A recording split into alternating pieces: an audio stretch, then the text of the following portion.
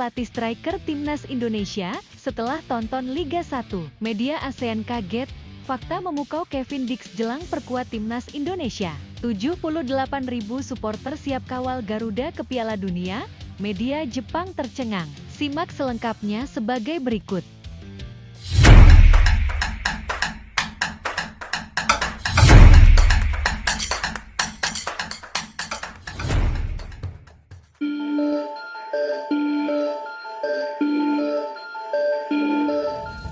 Opini jujur pelatih striker timnas Indonesia setelah tonton Liga 1. Pelatih striker timnas Indonesia, Yeom Ki-hun, menilai Indonesia memiliki banyak penyerang potensial. Yeom ditunjuk untuk mendampingi Shin Tae-yong untuk mematangkan sektor penyerangan skuad Garuda. Hal tersebut memang menjadi masalah krusial dalam beberapa laga Indonesia. Meski sudah bisa membangun pertahanan solid, finishing di depan gawang lawan masih kurang efektif. Hasilnya cukup terlihat saat Yeom datang, saat striker-striker timnas langsung tajam dan lebih tenang di depan gawang lawan. Hoki Caraka di PSS Sleman jadi salah satu yang berkembang dengan catatan 3 gol dan 1 assist musim ini. Yeom Ki-hun menjelaskan, dia sudah mengamati pertandingan-pertandingan di Liga 1. Dia menilai bahwa striker asing yang mendominasi cukup menyulitkan pemain lokal mendapatkan tempat. Menurutnya, secara kemampuan sebenarnya striker-striker ini bisa bersaing. Ketika saya menonton pertandingan Liga di Indonesia, saya melihat bahwa banyak pemain kunci yang merupakan pemain asing. Namun dari segi kemampuan, saya tidak merasa bahwa pemain Indonesia kalah dalam hal teknis, kata Yeom Ki-hun dilansir bolasport.com dari kanal YouTube Timnas Indonesia. Mantan pelatih Suwon Samsung Blue Wings ini menambahkan, memang dibandingkan dengan Liga Korea, Liga Indonesia masih butuh peningkatan. Dia melihat ini bukan hal buruk karena pemain-pemain Indonesia masih bisa berkembang.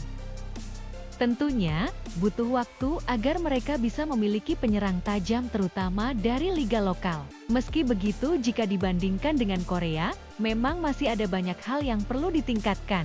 Tapi saya yakin kedepannya sepak bola Indonesia terus berprogres. Lanjutnya, Yeom menilai cukup optimis dengan talenta pemain Indonesia saat ini. Apalagi, kompetisi Liga 1 saat ini cukup kompetitif di papan klasemen. Selain itu, hanya pemain berkualitas yang akan mendapatkan tempat di klub terutama untuk penyerang. Para pemain pasti bisa berkembang lebih baik. Jadi ya Liga Korea memang berada di level yang lebih tinggi dibanding Liga Indonesia. Namun saya percaya bahwa Liga Indonesia juga memiliki potensi untuk berkembang menjadi liga yang lebih kompetitif dari sekarang, ujarnya. Berita selanjutnya, media ASEAN kaget, fakta memukau Kevin Dix jelang perkuat timnas Indonesia.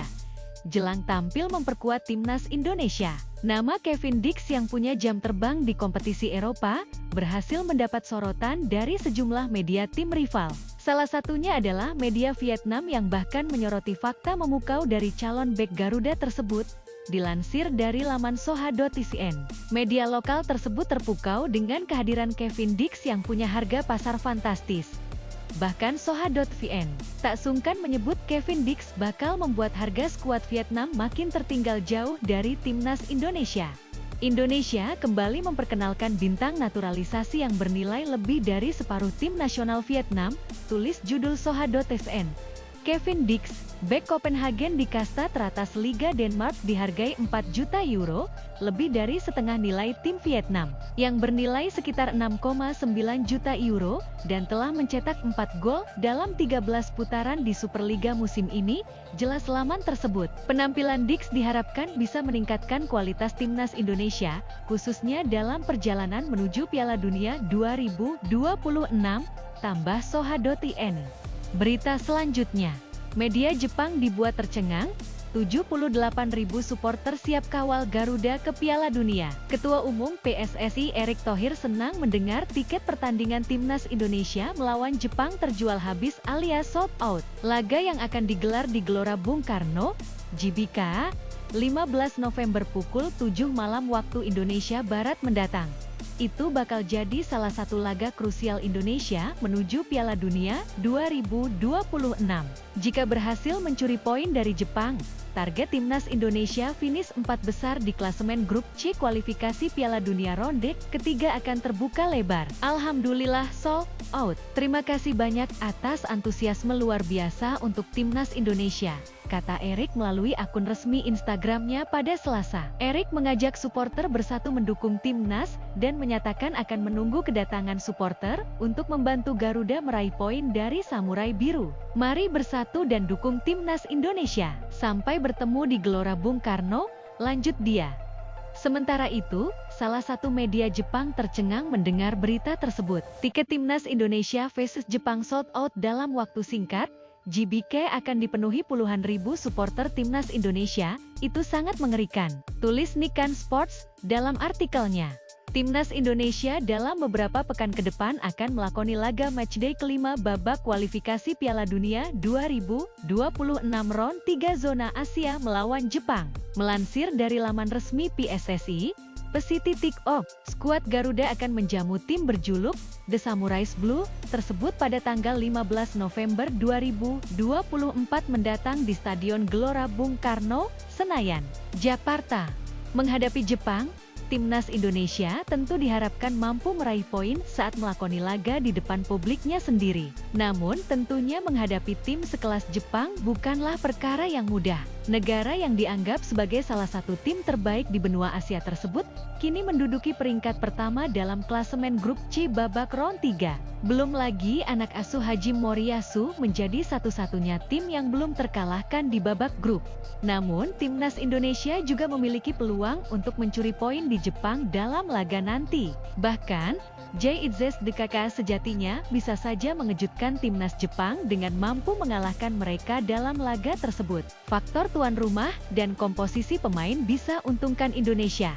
Jika melihat dari rekam jejak sejarah pertemuan kedua tim, Timnas Indonesia memang kalah jauh dibandingkan Jepang. Melansir dari laman 11v11.com, skuad Garuda hanya mampu memenangi 5 laga berbanding 9 kemenangan yang diraih Timnas Jepang. Sementara itu, 2 laga berakhir dengan kedudukan sama kuat. Lebih lanjut lagi, kemenangan terakhir yang diraih oleh skuad Garuda terjadi pada tahun 1981 atau sudah lebih dari 40 tahun lalu. Setelah laga di tahun 1981 tersebut, praktis Timnas Indonesia tak mampu menaklukkan Jepang. Bahkan, di pertemuan terakhir dalam babak fase grup Piala Asia 2023 lalu, Jepang kembali sukses menaklukkan Indonesia dengan skor 1-3.